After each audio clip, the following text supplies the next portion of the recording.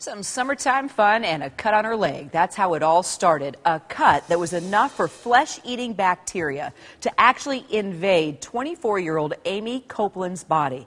The University of West Georgia graduate student is now clinging to life in critical condition. By the time doctors realized what was happening, well, the flesh-decaying infection had already devoured her leg muscles, and it was creeping to other parts of her body. So surgeons were forced to amputate Amy's leg all the way up to her hip and remove parts of her abdomen. But here's the thing. Amy was just doing what a lot of us do on a nice day, spending time with friends on a kayaking trip. In this case, Amy was playing around the Little Tallapoosa River, Carrollton, Georgia. That's about 50 miles west of Atlanta. She had hopped on a homemade zip line that snapped. Amy fell and she cut her calf. And that's when the whole nightmare began. Senior medical correspondent Elizabeth Cohen joining me now with more. So a lot of us are put in that position, right? We go to the lake, we go to the river, we swim, we have fun. That's what you do in the summer, the spring. How do you even comprehend what happened, and how do you avoid something like that? And you know what? 99.9% of us are just fine. This is an incredibly rare thing that happens. Amy has necrotizing fasciitis, which is otherwise known as flesh-eating bacteria. And not only does she have that, unfortunately, she has it from the infection is from a bacteria that loves the water. It's called Aeromonas hydrophila, and it is particularly virulent. I mean, once it gets in you, it spreads very, very quickly. So she has an especially bad form of the flesh-eating bacteria. And as you said, she's in critical condition. You just never think this kind of thing can happen. And again, it's rare, but unfortunately, 25% of people who get this disease die from it. Okay, so let's say our kids have some sort of scrape or wound. Do you just stay out of waters that aren't clean? No, I mean, I don't think that's the solution. I mean, people go swimming in, I mean, I know lots of people who've gone swimming in that, you know, in that river. I mean, I don't think that that's so much the issue. You keep an eye on it. So anytime your child has a cut, you keep an eye on it. Most of the time it's going to heal just fine. But if it starts looking a little red, a little swollen, a little out of the ordinary, then you should start thinking, is this something that I should really be paying attention to? So could this have been prevented then? Well, you know, it did take several visits to the doctor. It took about 4 visits to the doctor for this to be diagnosed. As a matter of fact, at one point she went to the doctor in terrible pain, and they gave her a painkiller and sent her home, which sounds terrible, but this can be really hard to diagnose. So I want to talk a little bit about how to be an empowered patient and how to separate, because all of us get cuts, right? And parents get worried. They're going to see this story and they're going to freak out if their kids are anywhere near a lake or a river. So what you look for is something unusual. For example, if your child, or if this happens to you, disproportionate pain. And what I mean by that is extremely painful. I mean, by the time she went to the hospital that last time, she had to be carried in. She was so in so much pain. So terrible pain, and maybe not just where the cut is, but in that whole region of the body. You're always sore from a cut, but really, really sore is what we're talking about. The other thing that you want to look for is flu-like symptoms, fever and weakness. If you've got a cut that's not looking great, even if it looks okay, and all of a sudden there's fever and weakness, that's something you want to bring to the attention of a doctor. And also swelling. Swelling is another thing to look for. You're not necessarily going to have all of these things, and you know what? The disproportionate pain is really the one to look for. But if you go to cnn.com/empoweredpatient, you can find out more about this disease. All right, Elizabeth, thanks so much. Thanks. It is a chilling diagnosis, flesh-eating bacteria, and for weeks, doctors in Georgia have been fighting to save a young graduate student from the rare but potentially deadly infection. Now tonight, news of another woman, a new mother, also in the South, and it's a similar case. Here's ABC's Ryan Claiborne.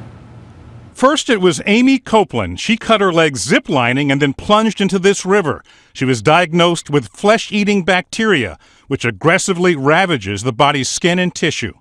Doctors had to amputate her leg. She is still fighting for her life. I don't know that she's aware yet that she's lost her left leg, but she understands that the miracle of her existence right now. Now news of Lana Kirkendall, a paramedic from Greenville, South Carolina, who had just given birth to twins. That's when she noticed a bruise on the back of her leg. Rushed to the hospital, her diagnosis, flesh-eating bacteria. Kirkendall's condition is caused by a strain of bacteria called Group A Streptococcus. For many, the bacteria simply causes strep throat. In rare instances, pneumonia, the kind that killed Muppets creator Jim Henson. For Kirkendall, it has led to the flesh-eating bacteria. She is one of several hundred cases in the U.S. every year. Experts say that the bacteria affects everyone differently, depending on their immune system. One leading expert in infectious diseases said most likely Kirkendall got the bacteria by inhaling it, the same way anyone could, only for her, it settled in her body at the site of an injury on the back of her leg. On occasion, the group A strep gets from the throat, circulates in the bloodstream, finds this area of muscle injury, and stops there, sets up shop, and begins to cause serious infection. Amy Copeland fell victim to a perfect storm of circumstances, first suffering the open gash on her leg and then falling into the fetid river. That water clearly was the cause, the source. There's no doubt about that. Treatment consists of large doses of antibiotics and surgery. In about 1 in 5 cases, the disease is fatal. Amy Copeland is now showing signs of recovery. Today she was asking for books and smiling. I believe we've had victory over death here. As for the new mom, one friend said the infection has stopped spreading. They are hoping that it was caught in time. Ron Claiborne, ABC News, New York. We want to catch folks up with the story of that young Georgia woman fighting for her life after being infected with a rare flesh-eating bacteria. She's now breathing on her own. This just days after doctors had to amputate her hands and remaining foot. NBC's Gabe Gutierrez is in Augusta with the latest for us. Gabe, good morning. Lester, good morning. We've learned of a third case with ties to Georgia being treated here, the same hospital where 24-year-old Amy Copeland is recovering. In a new blog post, Amy's father says that she's now breathing on her own, she's off a respirator, and even cracking jokes, a significant improvement since the amputations late last week.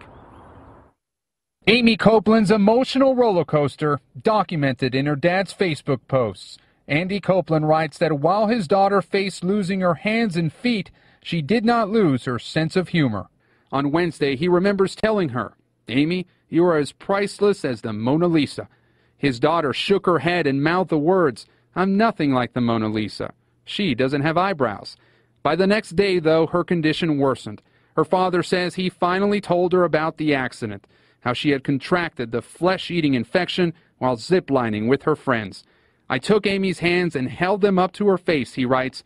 "She didn't draw back in horror. She knew the condition she was in."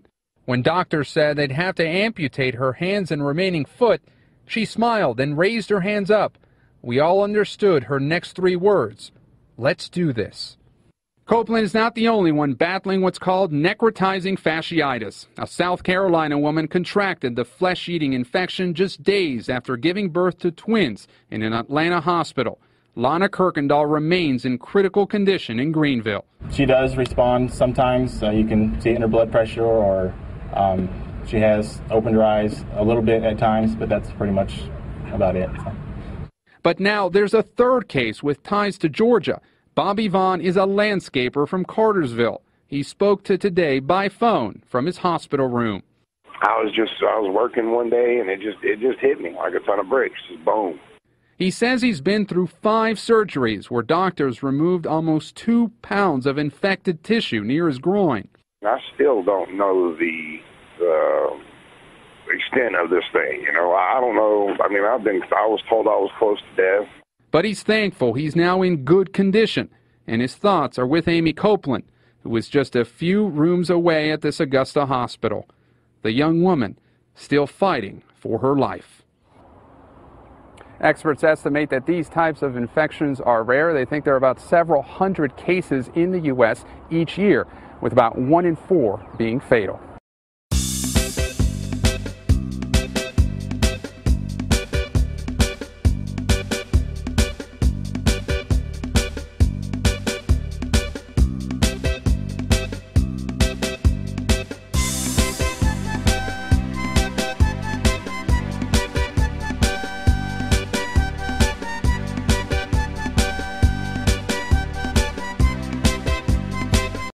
All right, new tonight at 10, we've learned there's a third case of flesh-eating bacteria with ties to Georgia. A landscaper from Cartersville is in critical condition at Doctors Hospital in Augusta, battling the potentially deadly disease. That is the same place where University of West Georgia graduate student Amy Copeland is being treated, and a Piedmont, South Carolina mother is also fighting the infection in Greenville, days after giving birth here in Atlanta at Emory University Hospital Midtown. The new flesh-eating bacteria case involves a man named named Bobby Vaughn. He apparently got a gash while on the job 2 weeks ago and has been fighting for his life ever since. And Fox 5's Deidre Dukes is just back from Bartow County. She has more on his story. Deidre. Bobby Vaughn's family says he became ill within hours of being injured on the job. He has undergone several surgeries as the bacterial infection spread from his abdomen to his back. An agonizing time for Amanda Nicholson and her 2 children. Nicholson's ex-husband, Bobby Vaughn, has been hospitalized for 2 weeks with a flesh-eating bacteria. He's in the same Augusta hospital as Amy Copeland, the desperately ill University of West Georgia college student. He's worried. Of course, everybody's worried. The Cartersville landscaper was injured at work when he fell from a tree 2 weeks ago today and suffered a cut to his side. He got a cut on his side and took him to the hospital. My son said he was throwing up and took him to the hospital. They treated him. He chose to leave. Got up the next morning and it had spread. Nicholson says Vaughn spent a week at Cartersville Medical Center. She says the infection quickly spread from his abdomen to his back. He was eventually transferred to Doctors Hospital in Augusta. It was kind of scary at first because for some reason, it was like every 2 days when they would go to check, it was spreading still. So that's when they sent him to Augusta. Nicholson says Vaughn's undergone 5 surgeries as doctors removed nearly 2 pounds of infected tissue.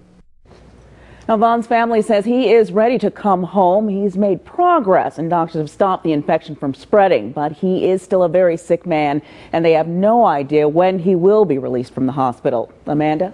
All right. Thank you very much, Deidre.